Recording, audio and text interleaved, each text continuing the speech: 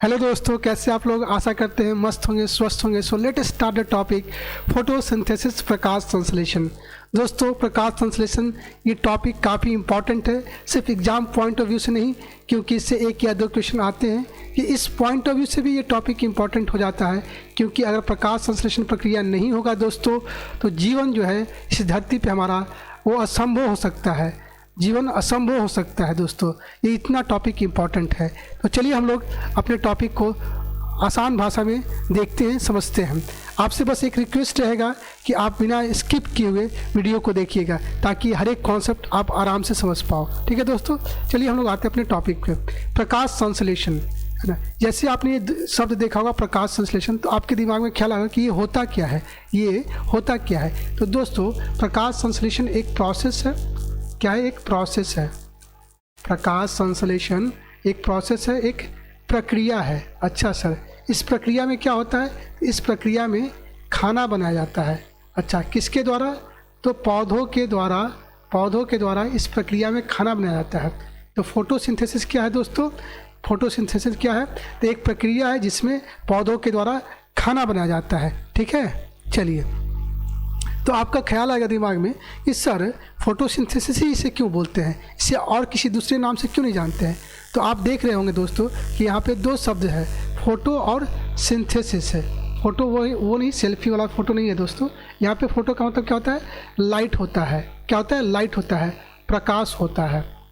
ठीक है। और सिंथेसिस का मतलब होता है बनाना, बनाना, कोई चीज़ बनाना। ठीक है ना। तो लाइट का इस्तेमाल करके जब कोई चीज़ बनता है, उस प्रोसेस को क्या बोलते हैं?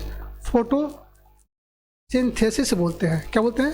फोटोसिंथेसिस बोलते हैं। ठीक है दोस्तों, आई होप आपको समझ में आ गया होगा कि फोटोसिंथेसिस क्या होता है।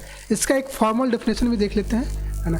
फॉर्मल डेफिनेशन क्या है कि इट इज़, किताब में जो लिखा हुआ था definition, it is a process, ये प्रक्रिया है, इन विच, जिसमें लाइट एनर्जी क्या करता है? कन्वर्ट करता है केमिकल एनर्जी में कन्वर्ट करता है। लाइट एनर्जी क्या करता है? केमिकल एनर्जी में कन्वर्ट कर देता है। क्या होता है वो केमिकल एनर्जी? ग्लूकोज होता है ना। यही पौधों का जो है ये खाना होता है। क्या होता है? ये खाना होता है। ठीक है दोस्तों, चलिए। अब आपके दिमाग में एक सवाल आएगा कि सर फोटोसिंथेसिस के लिए, प्रक्रिया के लिए सिर्फ लाइट की आवश्यकता होती है? नहीं दोस्तों, और भी बहुत सारे कंपोनेंट है जिनका आवश्यकता होता है। तो कौन कौन सा कंपोनेंट है? तो थोड़ा सा हम लोग एक फार्मूला देख लेंगे। इसका फार्मूला देख लेंगे। CO2 plus H2O, sunlight, chlorophyll, और यहाँ से C6H12O6 प्लस में O2। यही पूरा प्रक्रिया है। ये आपने, ये जो फार्मूला नहीं है, आप ये फार्मूला आपने बहुत जगह पे देखा होगा, हर एक किताब में देखा होगा, यही फार्मूला देखा होगा। इसे हम लोग आज बिल्कुल विस्तार से डिकोड करेंगे। तो देखिए, लाइट का तो आवश्यकता होता ही है दोस्तों। बिना लाइट के फोटोसिंथेसिस नहीं हुआ, क्योंकि तभी तो इसका नाम, इस प्रोसेस का ही नाम पड़ा है फोटोसिंथेसिस, मतलब प्रकाश संश्लेषण। बिना प्रकाश का ये संश्लेषण होगा ही नहीं। ये तो लाइट तो आवश्यकता ही। उसके अलावा क्या क्या और है? तो CO2 ज़रूरत होता है। ये CO2 कहाँ मिलता है? ये CO2 जो है पौधों को कहाँ से मिलता है? तो इन्वायरमेंट में, वातावरण में फैले होते हैं CO2। उसी को, है ना, पत्तियाँ जो है, पत्तियों में एक छिद्र होता है जिसको स्टोमेटा बोलते हैं। स्टोमेटा के माध्यम से क्या होता है? CO2 अंदर चला जाता है। ठीक है। अब दूसरा जो कंपोनेंट है वो H2O, जल। तो जल, जैसे हम लोग खाना बनाते हैं ना, तो हम लोग जैसे सब्जी बनाना होता है, तो क्या सब्जी अगर हम लोग को बनाना है तो क्या चाहिए? तो सब्जी चाहिए, हम लोग को सब्जी चाहिए ना। उसके बाद क्या चाहिए? जल चाहिए। उसके बाद मसाला चाहिए ना। उसके बाद क्या चाहिए? गैस चाहिए, ऊर्जा चाहिए। उसके बाद बर्तन भी चाहिए, क्योंकि बनेगा कैसे खाना। ठीक है ना। तो ये यहाँ भी कुछ इसी टाइप से कंपोनेंट का ज़रूरत होता है जब पौधे खाना बनाते हैं। तो देखिए, CO2 रॉ मटेरियल हो गया। जल की आवश्यकता पड़ती है। वो कहाँ से मिलता है पौधों को? तो वो जो पौधे का जो जड़ होता है, पौधे का जो जड़ होता है, वो मिट्टी में जो नमी होता है उसको अवशोषित करके कहाँ वो पहुँचा देता है, जहाँ खाना बनता है। ठीक है। और सनलाइट तो सन से मिल ही जाता है। सनलाइट कहाँ से मिलता है? सन से मिल जाता है। ये क्लोरोफिल एक पिगमेंट है ना, पिगमेंट है। क्लोरोफिल क्या है? एक पिगमेंट है जो यहाँ पे बर्तन का, जैसे हम लोग को बर्तन है ना, ज़रूरत होता है ना खाना बनाने के, ये बर्तन का काम करता है। पिगमेंट क्या है? ये बर्तन का काम करता है। तो रॉ मटेरियल हो गया आपके पास में, कच्चा माल हो गया आपके पास में CO2, जल की एबिलिटी हो गई, सनलाइट ऊर्जा गैस के तौर पे क्या मिला, सनलाइट आ गया है ना। अब बर्तन के रूप में क्लोरोफिल आ गया। जो खाना बन के तैयार हुआ उसका जो फार्मूला है, रासायनिक फार्मूला है C6H12O6, और इसे क्या बोलते हैं, ग्लूकोज बोलते हैं। क्या बोलते हैं, ग्लूकोज, ठीक है। और बाई प्रोडक्ट के रूप में क्या निकलता है, ऑक्सीजन निकलता है। क्या निकलता है दोस्तों, ऑक्सीजन निकलता है। यही ऑक्सीजन हम लोग इसको ग्रहण करते हैं, जब श्वास लेते हैं तो यही ऑक्सीजन को ग्रहण करते हैं। इसीलिए मैंने बोला था अपने स्टार्टिंग में कि ये जो प्रोसेस है ये काफ़ी इंपॉर्टेंट है जीवन के लिए, क्योंकि अगर ये प्रोसेस नहीं होगा तो O2 नहीं निकलेगा, और फिर जब O2 नहीं लेगा तो हम लोग श्वास नहीं ले पाएंगे ढंग से, ठीक है ना दोस्तों। तो इसलिए ये प्रोसेस काफ़ी इंपॉर्टेंट है, ठीक है। चलिए हम लोग आते हैं अपने, अब समझते हैं कि सर प्रकाश संश्लेषण तो समझ में आ गया कि क्या होता है ना, इसमें क्या क्या चीज़ें इस्तेमाल होता है ये भी समझ में आ गया। तो क्या प्रकाश संश्लेषण जो है पौधों के द्वारा तो होता है, लेकिन क्या पौधों के पूरे भाग में होता है, पौधा का जो है पूरा भाग में होता है? तो नहीं दोस्तों, पौधा का जो है पूरा भाग में प्रकाश संश्लेषण नहीं होता है, पूरा भाग में प्रकाश संश्लेषण नहीं होता है। ये हरे भाग में, जितने भी हरे भाग होते हैं पौधे में उनमें होता है। और ज़्यादातर आपको हरा भाग कहाँ देखने को मिलेगा, पत्तियों में। कहाँ मिलेगा देखने को, पत्तियों में, ठीक है दोस्तों। तो इसका मतलब पत्तियों में ही प्रकाश संश्लेषण होता है। तो क्या सर पत्तियों के भी, मतलब पत्ती जो है उसके अंदर जो भाग है उसमें होता है ना, पूरे पत्ती में होता है? तो नहीं दोस्तों, पत्ती के भी कुछ भाग में होते हैं, वो हम लोग एक पिक्चर के माध्यम से देखते हैं, ठीक है, तब आपको अच्छे से क्लियर हो पाएगा। जैसे मान लो कि अगर घर में क्या होता है, खाना बनता है, तो घर में खाना तो कहीं भी नहीं बन जाता है, किचन में बनता है। अब किचन में भी कहाँ बनता है ना, तो कोई एक साइड बनता होगा है ना, कोई एक दिशा में बनता होगा, पूर्व पश्चिम कहीं ना कहीं बनता ही होगा। तो मालिक ईस्ट दिशा में बन रहा है, पूर्व दिशा में बन रहा है, तो पूर्व दिशा में भी पूरा जो स्लैब होता है वो पूरे स्लैब पे तो नहीं खाना बनेगा, किसी न किसी एक कॉर्नर में बनेगा, है ना, कॉर्नर पे बनेगा। तो इसी तरह से आप देख रहे हो ना कि हायरार्की आ रहा है कि खाना कहाँ बनेगा, तो पौधों के हरे भाग में बनेगा, हरे भाग में कहाँ बनेगा, तो पत्तियों में बनेगा, पत्तियों के किस भाग में बनेगा, तो ये सब हम लोग देखते हैं अपने एक इमेज के माध्यम से। देखिए दोस्तों, आपको बिल्कुल क्लियर समझ में आ जाएगा। ये पत्ता है, ये लीफ है, लीफ का एक टुकड़ा लिया हम लोगों ने, एक टुकड़ा लिया, लीफ का एक टुकड़ा लिया है ना। इसको जब हम लोग माइक्रोस्कोप रखें तो कुछ इस तरह का आपको तस्वीर दिखेगा, कुछ इस तरह का तस्वीर दिखा। तो जो जो पत्ता था, पत्ता का जो ऊपरी वाला भाग है ना, वो एपिडर्मल सेल से बना होता है। किससे बना होता है, एपिडर्मल सेल से बना होता है ऊपरी वाला भाग, ठीक है ना। ये क्या करता है, इसका क्या काम है कि जो पत्तियाँ हैं, पत्तियों को एक्सटर्नल पैथोजन से बचाता है, पैथोजन से बचाता है ना, और वाटर लॉस से होने से बचाता है, ये वाटर लॉस को होने से बचाता है। इसके बाद का जो भाग आता है ये होता है मीजो लेयर होता है, ये होता है मीजो लेयर है ना। इस लेयर में जो है ना, मीजो सेल पाए जाते हैं, मीजोफिल सेल पाए जाते हैं, है ना। ये देख रहे हैं ना, स्क्वायर टाइप का, ये मीजोफिल सेल है। इसी मीजोफिल सेल को उठाया हम लोगों ने, उठा के इसको जब जूम किया तो कुछ इस टाइप का स्ट्रक्चर दिखा।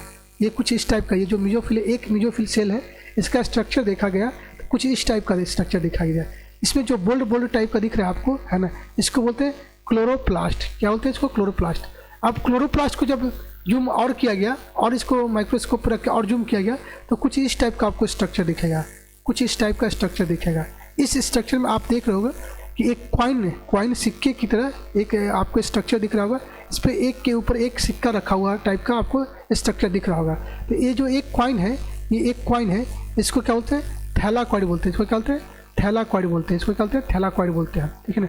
और ये जब एक के ऊपर रख दिया तो ये पूरे, इसको क्या बोलते हैं, ये पूरे स्ट्रक्चर को क्या बोल दिए, ग्रेनम बोल दिए। इसको क्या बोल दिए, ये पूरे स्ट्रक्चर को क्या बोल दिए, ग्रेनम। ये क्या हुआ, ग्रेनम हो गया। और इसी टाइप के 1 ग्रेनम, 2 ग्रेनम, 3 ग्रेनम, इस तरह से ग्रेनम के जो समूह होते हैं उसको क्या बोलते हैं, ग्रेना बोलते हैं। इसको क्या बोलते हैं, ग्रेना बोलते हैं, ठीक है ना। इसी ग्रेना में लाइट रिएक्शन होता है, ये आगे हम लोग पढ़ेंगे कि लाइट रिएक्शन क्या होता है, ठीक है ना। और ये जो खाली स्पेस आपको दिख रहा है, ये जो खाली स्पेस दिख रहा है, इसको स्ट्रोमा बोलते हैं। ये खाली स्पेस मतलब यहाँ पे कोई स्ट्रक्चर नहीं होता है, बस फ्लूइड होता है, डेंस फ्लूइड होता है, ठीक है ना। इस स्ट्रक्चर में, स्ट्रोमा वाले भाग में क्या होता है, डार्क रिएक्शन होता है। तो आगे हम लोग पढ़ेंगे कि डार्क रिएक्शन क्या होता है, लाइट रिएक्शन क्या होता है। बस अभी आप बस ध्यान रखना कि लाइट रिएक्शन क्या होता है, ग्रेना वाले पार्ट में होता है, और डार्क रिएक्शन स्ट्रोमा वाले पार्ट में होता है, ठीक है ना। तो अब ये देखिए, अब आप आते हैं इस पे, आते हैं फिर से इस थैलाकॉइड पे आते हैं। तो थैलाकॉइड पे आप देख रहे हो कि डॉट टाइप के दिख रहे होगा आपको, ये पिगमेंट्स होते हैं। थैलाकॉइड पे क्या होते हैं, पिगमेंट्स होते हैं, पिगमेंट्स होते हैं, ठीक है ना, पिगमेंट्स होते हैं। ये पिगमेंट्स है ना कितने तरह के होते हैं, तो 4 तरह के मेनली पिगमेंट्स वहाँ पे अवेलेबल होते हैं, chlorophyll A, chlorophyll B, xanthophyll और कैरोटीन, है ना। जैंथोफिल और कैरोटीन को ही कैरोटीनॉइड बोलते हैं। क्या बोलते हैं, कैरोटीनॉइड बोलते हैं, ठीक है। ये जो पिगमेंट्स 4 पिगमेंट है, इसमें जो इंपॉर्टेंट पिगमेंट है वो क्या है, क्लोरोफिल ए, यही मेन पिगमेंट है, यही मेन पिगमेंट है जो क्या करता है, ये लाइट को एब्जॉर्ब कर लेता है। अगर इसका देखिए स्ट्रक्चर देखिए कि कैसा ये होता है, क्लोरोफिल ए जो है ना पिगमेंट, वो कैसा होता है, तो कुछ इस टाइप का क्लोरोफिल ए का जो पिगमेंट है वो कुछ इस टाइप का स्ट्रक्चर उसको होता है। और इसके बीच में क्या होता है, मैग्नीशियम होता है, अनआयोनाइज्ड मैग्नीशियम होता है ना। क्या होता है, जब सनलाइट को ये एब्जॉर्ब करता है तो जो अनआयोनाइज्ड मैग्नीशियम है ये कहते हैं एक्साइटेड हो जाता है, और एक्साइटेड होके ये इलेक्ट्रॉन इससे निकलने लगता है। जैसे निकलता है तो क्या होता है, एनर्जी निकलता है, और वही एनर्जी क्या करता है, फोटोसिंथेसिस के आगे वाले प्रोसेस को बढ़ा देता है। ठीक है दोस्तों, आई होप आपको समझ में आ गया है कि ये पूरा प्रक्रिया जो है फोटोसिंथेसिस का प्रक्रिया कहाँ चल रहा है, तो आपका कहाँ चल रहा है, तो ये थैलाकॉइड में चल रहा है। आप पूरे ये जो सिक्का नुमा देख रहे हैं ना आप, इसको थैलाकॉइड बोल दिए। तो इस तरह से बहुत सारे थैलाकॉइड आपको दिख रहा है, तो यही सब सारे थैलाकॉइड में क्या हो रहा है, आपका फोटोसिंथेसिस हो रहा है ना। और एक ग्रुप ऑफ थैलाकॉइड को क्या बोल दिए हम लोग, क्या बोल दिए, ग्रेनम बोल दिए। और इस तरह से बहुत सारे समूह का, ग्रेनम का जो समूह है उसको क्या बोल दिए, ग्रेना बोल दिए, ठीक है ना। तो किस में फोटोसिंथेसिस हो रहा है, तो ग्रेना में फोटोसिंथेसिस हो रहा है, ठीक है। चलिए हम लोग आगे बढ़ते हैं, आई होप आपको समझ में आ गया होगा। अब होता है कि सर मैंने तो समझ गया कि ये क्या क्या ज़रूरत होता है, कौन कौन से कंपोनेंट है और कहाँ होता है। अब ये सब चीज़ें पता कैसे चला था, ये पता कैसे चला कि ये यही कंपोनेंट जो इस्तेमाल होता है और कोई दूसरा कंपोनेंट क्यों नहीं इस्तेमाल होता है। तो बहुत सारे एक्सपेरिमेंट हुए, उस एक्सपेरिमेंट से पता चला कि हाँ ये जो है ग्लूकोज बनाने के लिए आपको CO2, HO2, सनलाइट, क्लोरोफिल की ज़रूरत होता है, ठीक है ना। और उसके बाई प्रोडक्ट में ऑक्सीजन निकलता है। तो ये बहुत सारे एक्सपेरिमेंट है, इसलिए हम लोग उन एक्सपेरिमेंट को भी देखते हैं, क्योंकि यहाँ से भी क्वेश्चन पूछे जा चुके हैं, ठीक है ना। तो जो पहला एक्सपेरिमेंट हम लोग का है वो हाफ लिफ एक्सपेरिमेंट। क्या बोलते हैं, हाफ लिफ एक्सपेरिमेंट। इसको देखते हैं हाफ लिफ एक्सपेरिमेंट को। तो क्या हुआ कि साइंटिस्ट ने एक पत्ता लिया है ना, एक पत्ता लिया है ना। इस पत्ते को क्या किया उन्होंने, कुछ पार्ट को क्या किया उन्होंने, ब्लैक कर दिया, ब्लैक पेपर से ढक दिया, मान लीजिए कि ये आपका एक ब्लैक पेपर है ना। इतने भाग को क्या कर दिया, ब्लैक पेपर से ढक दिया, और इसको छोड़ दिया, और इसको क्या है, सनलाइट में रख दिया गया। जब सनलाइट में रखा गया तो पता चला कि जहाँ पे ये ब्लैक पेपर था ये तो अवशोषित कर नहीं पाया सनलाइट को क्या अवशोषित कर नहीं पाया, और ना, लेकिन ये तो अवशोषित कर लिया, ये तो एब्जॉर्ब कर लिया।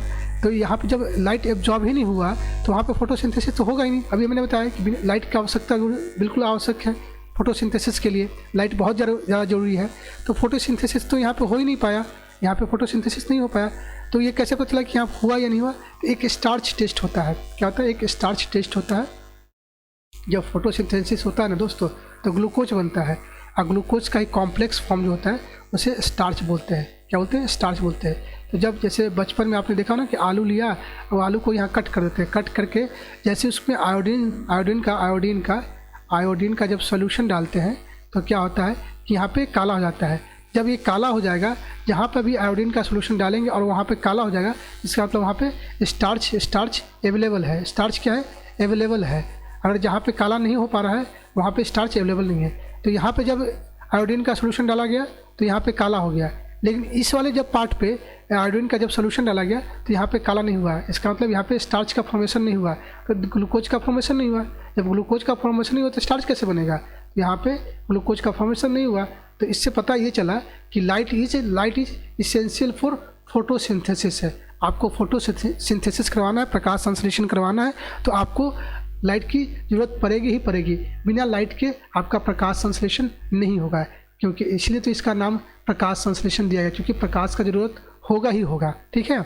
चलिए अब आते हैं हम लोग दूसरे अपने एक्सपेरिमेंट पे, है वेरीगेटेड लीफ एक्सपेरिमेंट। दूसरा एक्सपेरिमेंट जो है उसका क्या नाम बोले, वेरीगेटेड लीफ एक्सपेरिमेंट। ये वेरीगेटेड क्या होता है, वेरीगेटेड आपने देखा होगा, एक पत्ता देखा होगा, उस पत्ते में कहीं पे मान ली कि ये लीफ है, तो यहाँ पे कुछ पैच देखा कि आपने दूसरा कलर है, यहाँ पे कुछ दूसरा कलर है, ये पीला है, ये नीला है, लाल है और यहाँ पे हरा है। इस टाइप से आपने जो पत्ता देखा ना उसको क्या बोलते हैं, वेरीगेटेड लीफ बोलते हैं। देखिए वो, देखिए एक पत्ता है ना, यहाँ पे पिंक टाइप का दिख रहा है, यहाँ पे थोड़ा सा वाइटिश टाइप का दिख रहा है, थोड़ा सा हल्का है वो दिख रहा है, ये देखिए यहाँ पे ग्रीन है। तो उन्होंने क्या किया कि वो बोला, साइंटिस्ट ने ये अपने एक्सपेरिमेंट में ये देखा कि ग्रीन पार्ट भी इंपॉर्टेंट होता है, जैसे सनलाइट इंपॉर्टेंट होता है ना फोटोसिंथेसिस के लिए, उस तरह से आपको ग्रीन पार्ट भी होना बहुत ज़रूरी है। क्योंकि जब उन्होंने स्टार्च टेस्ट किया तो देखा कि यहाँ पे तो कोई ग्लूकोज का फॉर्मेशन नहीं हुआ है, यहाँ पे देखा तो ग्लूकोज का, यहाँ पे स्टार्च टेस्ट किया तो यहाँ पे उनको काला हो गया, तो इसका मतलब यहाँ पे स्टार्च है, यहाँ पे ग्लूकोज बना है। यहाँ पे देखा तो यहाँ पे भी नहीं है। तो जब स्टार्च टेस्ट किया इन्होंने तो पाया कि इस वाले पार्ट में तो बना है लेकिन इस वाले पार्ट में नहीं बना है। इसका मतलब ये हुआ कि आपको जो है फोटोसिंथेसिस के लिए लाइट का तो आवश्यकता होता ही है, उसके साथ साथ आपको ग्रीन पार्ट का भी ज़रूरत होता है, हरे भाग का भी ज़रूरत होगा, तभी आपका फोटोसिंथेसिस होगा। क्योंकि यहाँ पे तो लाइट भी अवेलेबल था, यहाँ पे लाइट अवेलेबल था बट यहाँ पे ग्रीन पार्ट नहीं था, फिर भी यहाँ पे फोटोसिंथेसिस नहीं हुआ। तो इसीलिए आपको लाइट के साथ साथ में आपको ग्रीन पार्ट भी ज़रूरी है, ठीक है, फोटोसिंथेसिस के लिए। अब आते हैं तीसरे अपने एक्सपेरिमेंट पे। जो तीसरा एक्सपेरिमेंट है वो KOH सोल्यूशन, KOH सोल्यूशन, इसको वो पोटेशियम हाइड्रोक्साइड्स एक्सपेरिमेंट बोलते हैं। इस एक्सपेरिमेंट में उन्होंने क्या पाया कि CO2 भी बहुत ज़रूरी है, फोटोसिंथेसिस होने के लिए CO2 का भी ज़रूरत है।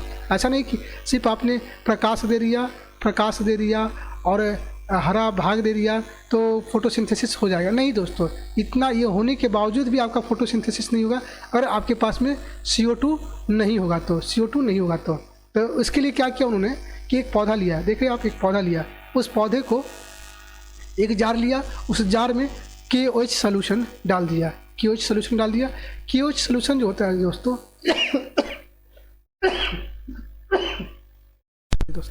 KOH सोल्यूशन जो होता है वो गुड एब्जॉर्बर होता है, किसका, CO2 का। ये CO2 को एब्जॉर्ब कर लेता है, CO2 को क्या करता है, एब्जॉर्ब कर लेता है। तो ये लीफ को जो है, आधा लीफ को है ना, ये जार में डाल दिया गया और यहाँ पे KOH सोल्यूशन रख दिया गया। तो क्या हुआ कि इसके अंदर जितने भी CO2 आ रहे थे ये क्या KOH ऑब्जॉर्व कर लेता है, अवशोषित कर ले रहा था, ठीक है ना। तो इसको तो CO2 मिला नहीं, इस वाले भाग को तो CO2 नहीं मिला, लेकिन इस वाले भाग को क्या मिला, CO2 मिला, लेकिन इस वाले भाग को CO2 नहीं मिला। तो जब यहाँ पे भी स्टार्च टेस्ट किया गया है ना, तो देखिए ऊपर वाले भाग पे स्टार्च टेस्ट में ये काला पाया गया, लेकिन इसमें काला नहीं पाया गया। तो मतलब ये हुआ, साबित हुआ कि आपने लाइट भी दिया है ना, ये ग्रीन पार्ट भी दिया, लेकिन क्या था, CO2 नहीं दिया, तो क्या हुआ, फोटोसिंथेसिस नहीं हुआ। अब एक और ऐड हो जाता है कि प्रकाश भी जरूरी है फोटोसिंथेसिस के लिए, हरा भाग होना भी जरूरी है, और अब CO2 भी जरूरी है। CO2 अगर नहीं होगा तो आपका प्रकाश संश्लेषण नहीं हो पाएगा दोस्तों, ठीक है ना। तो ये KOH सोल्यूशन एक्सपेरिमेंट से हमें क्या पता चला कि CO2 भी प्रकाश संश्लेषण के लिए एक अहम कंपोनेंट है, ठीक है दोस्तों। चलिए अब हम लोग आते हैं अपने दूसरे एक्सपेरिमेंट पे। दूसरा जो एक्सपेरिमेंट है वो है जोसेफ प्रिस्टले एक्सपेरिमेंट है। ये इसको है ना बेल जार एक्सपेरिमेंट भी बोलते हैं। इसमें क्या हुआ कि ये इन्होंने क्या बताया कि प्लांट जो है वो CO2 को यूज़ करके और क्या बनाता है, O2 बनाता है, ऑक्सीजन बनाता है। प्लांट जो है CO2 का इस्तेमाल करके क्या बनाता है, O2 बनाता है, ऑक्सीजन बनाता है, ठीक है। तो क्या किया है उन्होंने, एक बेल जार लिया है, आप देख रहे हो इससे पे बेल जार है, ठीक है। बेल जार लिया, इस बेल जार के अंदर में एक कैंडल जला दिया और एक जिंदा चूहा रख दिया गया, एक जिंदा चूहा रखा। जब देखा कि कुछ देर बाद उन्होंने देखा कि क्या हुआ कि चूहा भी मर गया और कैंडल भी बुझ गया। क्यों चूहा मर गया, कैंडल बुझ गया? क्योंकि यहाँ पे तो ऑक्सीजन की कमी होगी, जितना ऑक्सीजन था वो उस ऑक्सीजन के प्रेजेंस में लाइट जल गया और चूहा अपना श्वास ले लिया, बाकी क्या बच गया, अब CO2 सिर्फ बच गया, CO2 रह गया इसमें, है ना। तो अब ऑक्सीजन तो है नहीं, तो ऑक्सीजन नहीं है तो फिर जिंदा कैसे रहेगा चूहा भी मर गया। और लाइट को भी जलने के लिए क्या चाहिए, ऑक्सीजन की ज़रूरत होता है, बिना लाइट के है ना कैंडल जल ही नहीं सकता है, तो कैंडल भी बुझ गया। तो उन्होंने क्या किया कि एक और बेल जार लिया, है ना, एक और बेल जार लिया, उसमें क्या किया कि एक पौधा को भी अब रख दिया, एक जिंदा चूहा रखा, कैंडल जलाया, एक पौधा को भी रख दिया।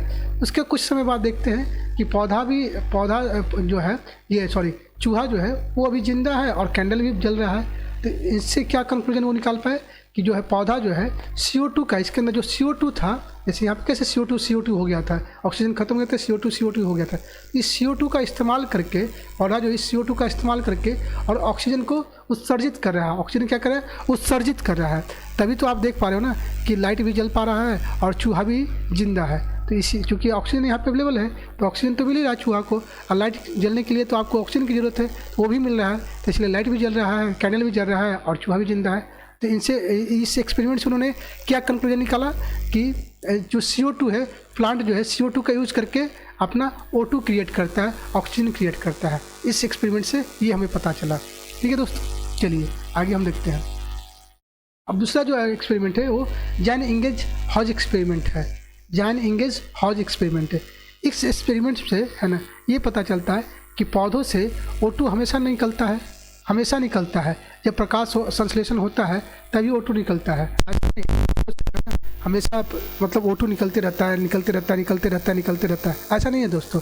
O2 तभी निकलता है जब प्रकाश संश्लेषण होता है। इन्होंने ये बताया, इन्होंने क्या बताया दोस्तों कि जो O2 का रिलीज़ है, जो O2 जो निकलता है प्रकाश संश्लेषण की प्रक्रिया के द्वारा के टाइम में, तो वो सिर्फ जब तभी निकलता है जब प्रकाश संश्लेषण होता है। ऐसा नहीं कि पौधे हमेशा O2 रिलीज करते रहते, O2 रिलीज करते रहते, वो तभी निकलता है जब आपका प्रकाश संश्लेषण होता है। तो उन्होंने फिर क्या किया, इसको सत्यापित करने के लिए क्या किया उन्होंने, है ना, एक इस तरह से जार लिया, उस जार में क्या किया, पानी भर दिया, उस जार में क्या किया, पानी भर दिया, और उसके अंदर एक और जार था, है ना, उसमें एक प्लांट लिया, हाइड्रेला प्लांट लिया, है ना, प्लांट लिया और इसको लाइट में रख दिया। इसको जब लाइट में रखे तो देखिए कि ये जो हाइड्रेला है ये प्रकाश संश्लेषण शुरू कर दिया। तो जैसे ये प्रकाश संश्लेषण शुरू किया तो क्या किया, ऑक्सीजन रिलीज किया। तो जैसे ही कैसे पता चला कि ऑक्सीजन रिलीज हो रहा है, तो यहाँ पे बुलबुला छूटने लगा, यहाँ पे बुलबुला छूटने लगा। तो बुलबुला मतलब ऑक्सीजन ही रिलीज हो रहा है, तो यहाँ पे बुलबुला छूटने लगा, तो समझ गए कि यहाँ पे ऑक्सीजन रिलीज हो गया। इसी बेल जार को फिर से वो उन्होंने डार्क में रखा, डार्क में रखा, डार्क में अंधेरे में रखा। तो वहाँ देखा कि ऑक्सीजन तो, चूँकि लाइट तो मिल नहीं रहा है, तो जब लाइट नहीं मिलेगा तो आपका प्रकाश संश्लेषण तो होगा नहीं।